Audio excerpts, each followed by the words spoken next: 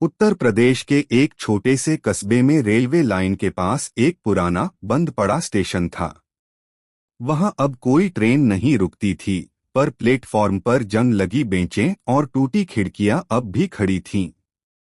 लोग उसे भूतिया स्टेशन कहते थे। कहा जाता था कि वहां आधी रात को एक चुड़ैल दिखाई देती है जो आखिरी ट्रेन का इंतजार करती रहती है।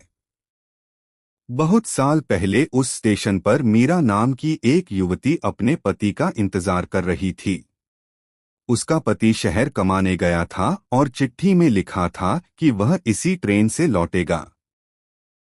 मीरा हर रात स्टेशन पर आकर बैठती, पर वह कभी नहीं आया।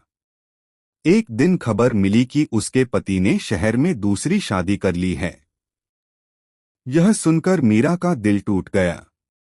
उसी रात जब तेज बारिश हो रही थी, वह रेलवे ट्रैक पर चली गई और फिर कभी वापस नहीं लौटी। उसके बाद से अजीब घटनाएं शुरू हुईं। कई लोगों ने देखा कि रात के 12 बजे एक औरत सफेद भीगे कपड़ों में प्लेटफॉर्म पर बैठी होती है। उसके हाथ में पुरानी चिट्ठी होती है, जिसे वह बार बार पढ़ती रहती है। जैसे ही दूर से ट्रेन की सीटी की आवाज आती है। हालांकि उस समय कोई ट्रेन निर्धारित नहीं होती, वह अचानक खड़ी हो जाती है।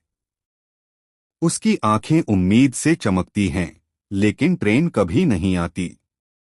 एक बार 3 दोस्त रोमांच के लिए उस स्टेशन पर गए। उन्होंने तय किया कि वे सच जानकर रहेंगे। रात के ठीक 12 बजे अचानक हवा ठंडी हो गई। प्लेटफॉर्म पर धुंध छाने लगी। तभी उन्हें बेंच पर बैठी एक औरत दिखाई दी। उसके बाल चेहरे पर चिपके थे और वह धीमी आवाज में कुछ बड़बड़ा रही थी, वो आएगा। उसने वादा किया है।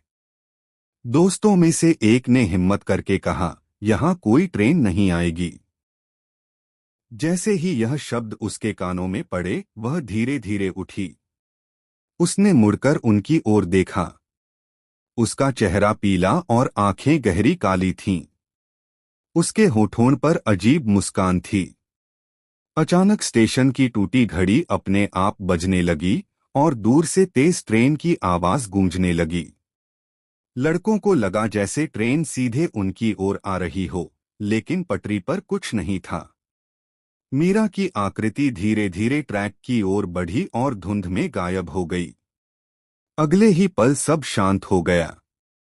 सुबह जब लोग स्टेशन पहुंचे, तो तीनों दोस्त प्लेटफॉर्म पर बेहोश मिले।